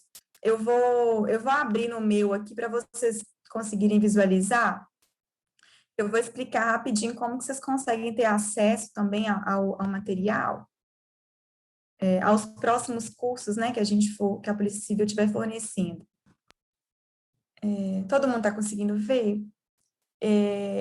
Esse aqui é o curso, né? Esse é o de pedofilia especificamente. Mas a nossa plataforma da Polícia Civil é essa, ad.policiacivil.mg.gov.br. Então, qualquer pessoa tem acesso ao site.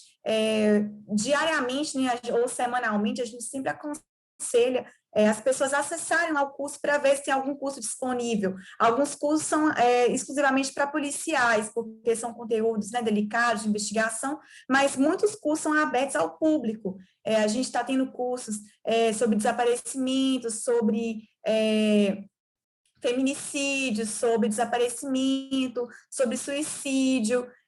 Então, a gente tem vários cursos, todos os meses, vários cursos são criados pela CADEPOL. E esse curso a gente está na 4ª edição. Então, esse site lá, entra lá de vez em quando, dá uma olhadinha, divulga para outras pessoas que tenham interesse também, para que eles também possam fazer inscrição nas plataformas, nos cursos, né? A gente tem monitores que auxiliam as pessoas que não conhecem a plataforma ainda, para que eles consigam ter um acesso fácil, recebam todas as instruções necessárias. Então, não tem como alguém querer fazer um curso e não conseguir, porque a gente tem profissionais preparados para dar esse auxílio mesmo, para ajudar todo mundo a fazer os cursos. Tchau, gente. Boa noite. Obrigada por tudo, tá?